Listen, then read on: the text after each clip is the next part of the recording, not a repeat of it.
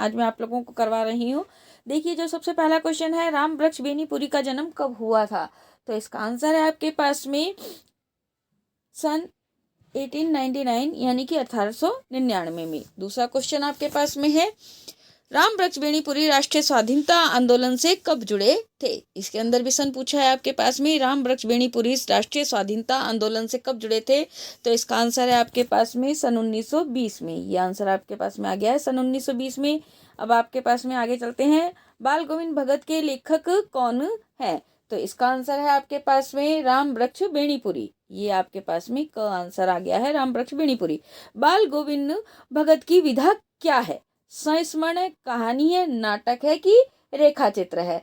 तो इसके अंदर जो आपके पास में आंसर है वो है आपके पास में रेखा चित्र। रेखा चित्र होता है, स्मृति पर आधारित है, लेकिन एक ही व्यक्ति को केंद्र में रख करके जब उसके व्यक्तित्व का चित्रण किया जाता है तो वो रेखा चित्र हो जाता है। तो बाल गोविंद भगत साहित्य की विधा है रेखा चित्र में। ठीक है, अब आता है, राम वृक्ष बेनीपुरी की रचनाएं कितने वर्ष की उम्र में प्रकाशित होने लगी? तो इसका आंसर आपके पास में 5 नंबर क्वेश्चन का आंसर आपके पास में आएगा 15। 15 वर्ष की आयु में राम वृक्ष बेनीपुरी की रचनाएं प्रकाशित होने लगी थी।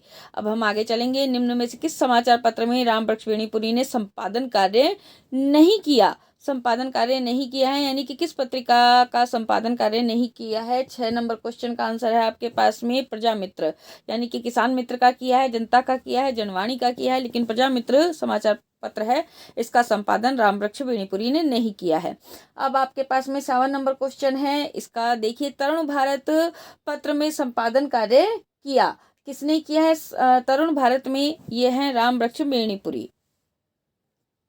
राम वृक्ष बेनीपुरी ने संपादन कार्य किया है तरुण भारत में। अब आपके पास में 8 नंबर क्वेश्चन है। 8 नंबर क्वेश्चन देखिए बच्चों, हम चलते हैं 8 नंबर क्वेश्चन में, राम वृक्ष बेनीपुरी का साहित्य किस नाम से प्रकाशित हुआ था? तो साहित्य किस नाम से प्रकाशित हुआ था इसका आप देखेंगे, सागर बेनीपुरी रचनावली। बेनीपुरी रचनावली इस नाम से राम वृक्ष बेनीपुरी का साहित्य प्रकाशित हुआ था।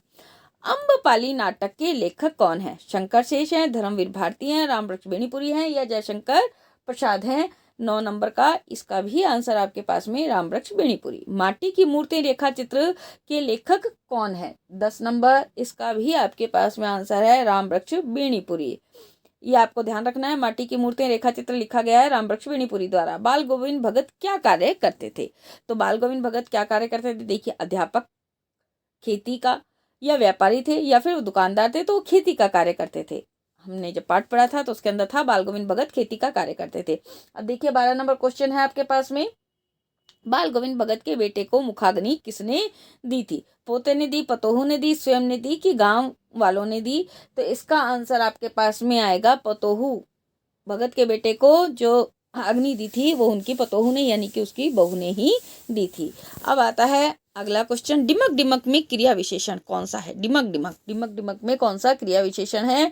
तो इसका आंसर है आपके पास में रीतिवाचक। कौन सा क्रिया विशेषण है आपके पास में? रीतिवाचक क्रिया विशेषण है। तो ये आंसर हो गया आपके पास में 13 नंबर क्वेश्चन का।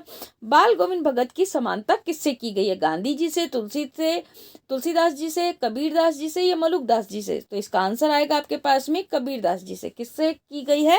कबीरदास से इनकी तुलना की गई है। अगला क्वेश्चन आपके पास में 15 नंबर क्वेश्चन है, बाल गोविंद भगत अपने खेत की पैदावार कहाँ ले जाते थे? मठ में। कबीरपंथी मठ में लेकर के जाते थे। तो इसका आंसर आया है ख, कबीरपंथी मठ।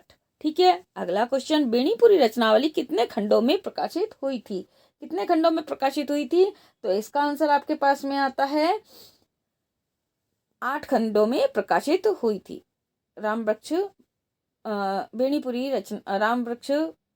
बेनीपुरी की रचना, बेनीपुरी रचनावली 8 खंडों में प्रकाशित हुई थी। तो इसका आंसर ये आ गया। कलम का जादूगर किसे कहा गया? 17 नंबर क्वेश्चन पर राम वृक्ष बेनीपुरी को कलम का जादूगर कहा गया।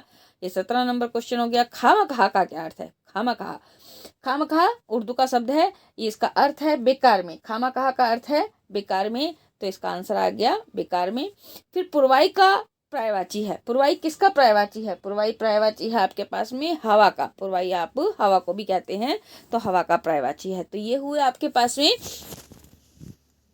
जो है आपके पास में क्वेश्चंस बाल गोविंद भगत के MCQs ये हो गए। इसके अलावा मैं अपने चैनल पर आप लोगों को इस पूरे पाठ के प्रश्नोत्तर भी डाल रखे हैं मैंने, और इसी पाठ के अति लघुत्रात्मक यानी कि बिल्कुल शॉर्ट क्वेश्चंस जो एक नंबर के क्वेश्चंस है वो क्वेश्चन भी करवाऊंगी।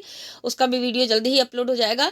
तो अगर आप अभी तक आपने मेरा चैनल को सब्सक्राइब नहीं किया है तो सब्सक्राइब जरूर कीजिए, ताकि आने वाले वीडियो आप लोगों को समय समय पर मिलते रहें। बोर्ड क्लासेस संबंधित 10th 12th और यूनिवर्सिटी से संबंधित तैयारी मेरे चैनल पर करवाई जाती है, फ्री ऑफ कॉस्ट है। सभी आप लोगों के लिए, जितने भी आप लोगों के मित्र हैं उन सबको बताइए, उन सबको शेयर कीजिए, वीडियो को लाइक कीजिए, कमेंट कीजिए। आज के लिए धन्यवाद, नमस्कार।